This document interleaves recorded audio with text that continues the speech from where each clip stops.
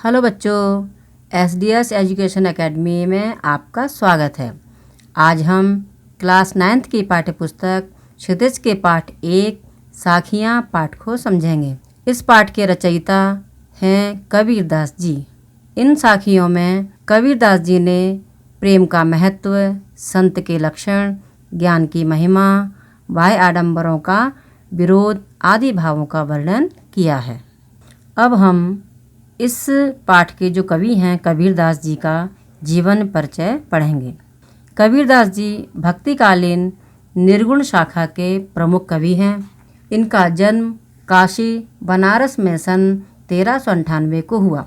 इनका पालन पोषण नीरू और नीमा नामक जुलाहा दंपति ने किया।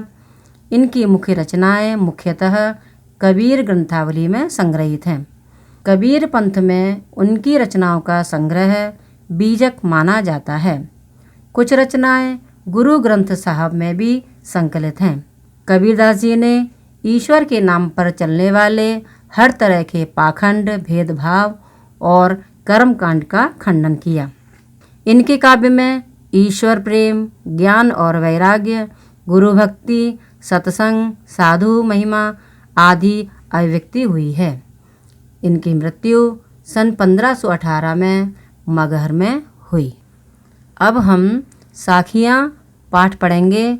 उसमें पहली साखी है, मान सरोवर सुभर जल हंसा केलि कराई, मुक्ता फल मुक्ता चुगे अब ओढ़ी अनत न जाई। शब्दार्थ देखेंगे।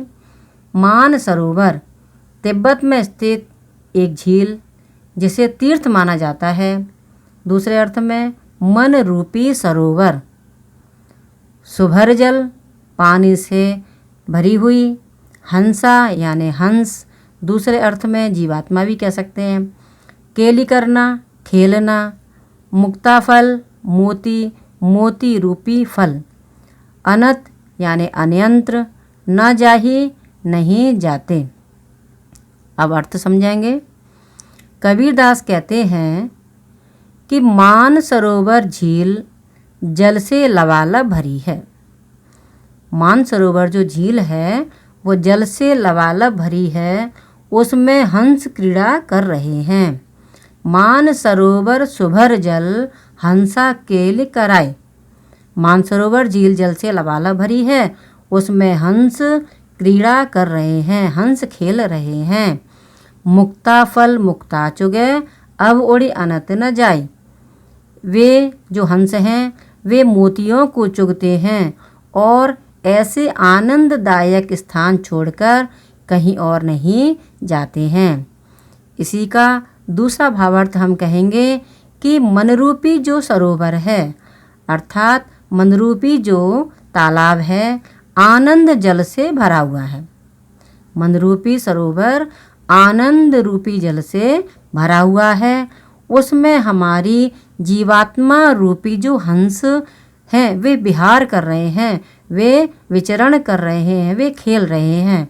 जीवात्मा रूपी हंस वे आनंद के मोतियों को चुगते हैं। जो हमारी जो जीवात्मा हैं वे आनंद रूपी मोतियों को चुगते हैं और इसे छोड़कर अन्यंत्र नहीं जाते। कहने का तात्पर्य है कि हमारे मन में ही ईश्वर निवास करता है।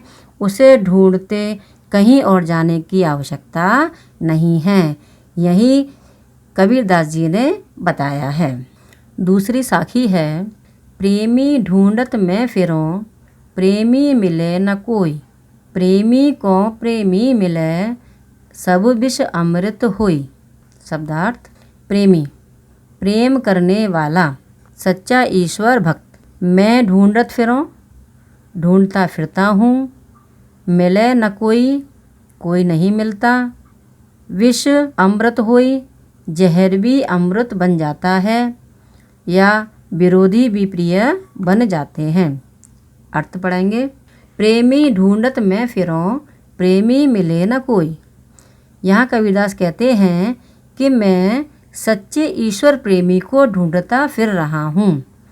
कबीरदास कहते हैं कि मैं सच्चे ईश्वर प्रेमी को ढूंढता फिर रहा हूँ, पर ऐसा प्रेमी मुझे कोई मिला ही नहीं, मुझे सच्चा ईश्वर भक्त मिला ही नहीं।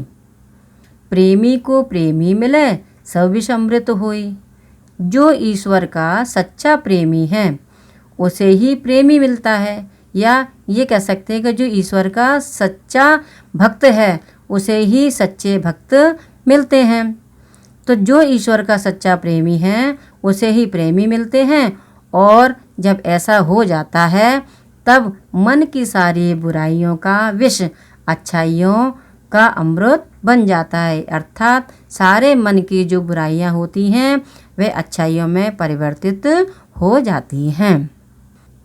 तीसरी साखी है, हस्ती चढ़िए ज्ञान को सहज डुलीचा डार, स्वान रूप संसार है भूकन दे झक मार।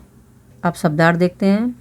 हस्ती यानी हाथी, सहज, सहज शब्द का प्रयोग ज्ञान मार्गी कवियों ने किया हुआ है।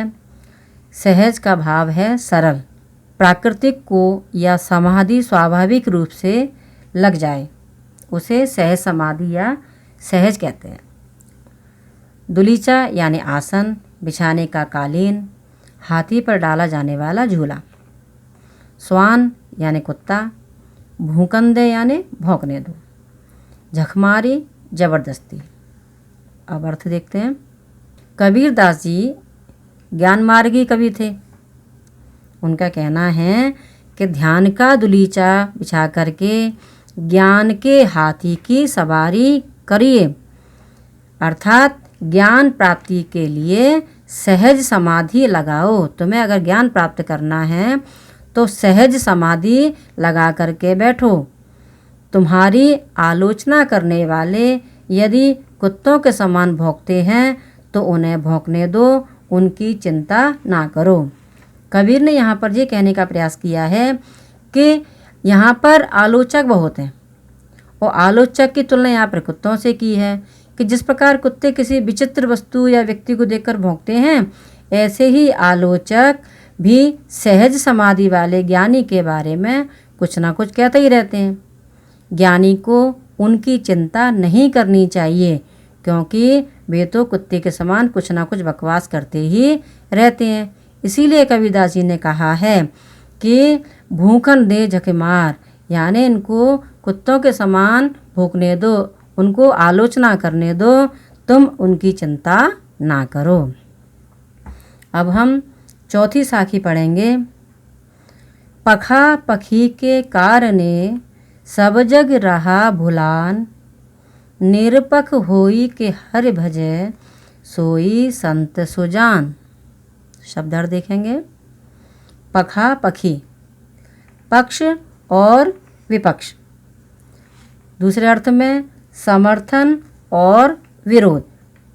भुलान रहा, भूला हुआ है, खोया हुआ है। निरपख, निष्पक्ष। सोई, वही।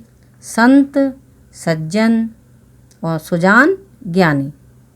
कबीरदास कहते हैं कि हर व्यक्ति किसी न किसी संप्रदाय के समर्थन या उसके विरोध में सब लगे हुए हैं। कबीरदास कहते हैं कि कोई ना कोई किसी न किसी संप्रदाय के समर्थन या विरोध में लगा हुआ है, यह उसकी भूल है।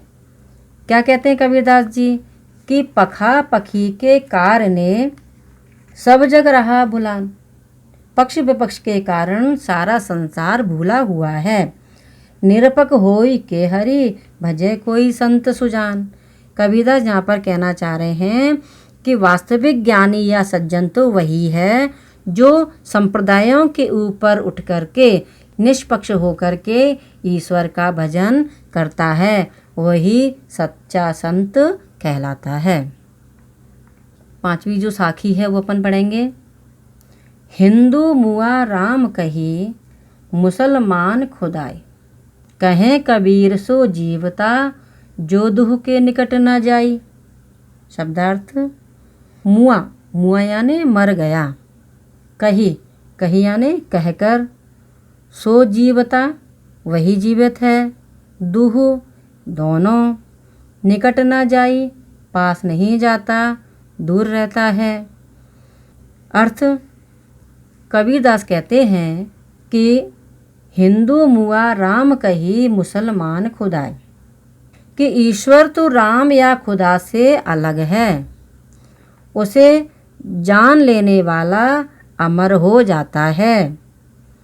हिंदू राम का नाम लेकर मरता है और मुसलमान खुदा का। कहे कबीर सो जीवता, जो दुह के निकट न जाए। कबीरदास कहते हैं कि दोनों संप्रदायों की मान्यताओं के निकट न जा कर के सिर्फ भगवान की आराधना जो करता है वही व्यक्ति जीवित रहता है। सच्चा ज्ञान प्राप्त कर वही अमर हो जाता है। साखी छठवीं। कावा फिरी काशी भया, राम ही भया रहीम। मोट चून मैदा भया, बैठ कबीरा जीम। शब्दार्थ, काबा मक्का मदीना मुसलमानों का तीर्थ है ये। काशी, काशी बनारस या वाराणसी हिंदू तीर्थ है। भोट चून मोटा आटा। बैठी यानी बैठ कर के। जीम यानी भोजन करना। अर्थ, कबीरदास ने यहाँ पर स्पष्ट करते हुए कहा है, काबा फिर काशी भया, राम ही भया रहीम। कबीरदास जी ने साधुओं के स्वभाव के बारे में कहा है। हिंदू मुसलमानों की एकता पर बल देते हुए कहा है। वे कहते हैं कि काबा ही काशी है और राम ही रहीम है। जब ये एकता और समानता का विचार आ जाता है तो मानो मोटा आटा ही मैदा बन जाता है। मोट चून मैदा भया, बैठ कबीरा जीम। उनका मानना है कि जब ये एकता और समानता का विचार आ जाता है तो मानो मोटा आटा ही मैदा बन जाता है। कबीर जैसा साधक तभी भोजन कर सकता है। अर्थात दोनों धर्मों में एकता की दृष्टि महत्वपूर्ण है। दोनों में एकता दिखाई देना महत्वपूर्ण बात है। सातवीं साखी। ऊंचे कुल का जन्मिया, करनी ऊंच न होई। सुवर्ण कलश सुरा भरा, साधु निंदा सोई। शब्दार्थ, ऊंचा कुल अच्छा खानदान। जन्मिया पैदा हुआ। करनी काम। सुवर्ण कलश सोने का मटका। सुरा शराब। साधु सज्जन। निंदा निंदा करने वाले, बुराई करने वाले। अर्थ, कबीर कहते हैं, ऊंचे कुल का जन्मिया, करनी ऊंच न होई। कबीर यहाँ पर कहते हैं कि ऊंचे कुल की अपेक्षा काम महत्वपूर्ण होता है। ऊंचे कुल की अपेक्षा काम महत्वपूर्ण होता है। ऊंचे कुल में जन्म लेने पर या जिसने ऊंचे कुल में जन्म लिया है वह अच्छे कार्य ना करने पर निंदनीय होता है। आपने ऊंचे कुल में जन्म ले लिया और आपका कर्म अच्छा नहीं है तो वह बुराई के पात्र हैं। सुवर्ण कलश सुरा भरा, साधु निंदा हुई। केवल अच्छे कुल में जन्म लेना और पाप कर्म करना ऐसा ही है जैसे सोने के घड़े में शराब रखी हो। साधु पवित्र और कीमती धातु के कारण घड़े की प्रशंसा नहीं करते वरन शराब से भरा होने के कारण उसकी निंदा करते हैं। अगर आपको ये वीडियो अच्छा लगा हो तो इस वीडियो को लाइक करें और अधिक वीडियो देखने के लिए SDS एजुकेशन अकेडमी चैनल को सब्सक्राइब करें और बेल आइकन ज़रूर दबाएं। बहुत बहुत धन्यवाद।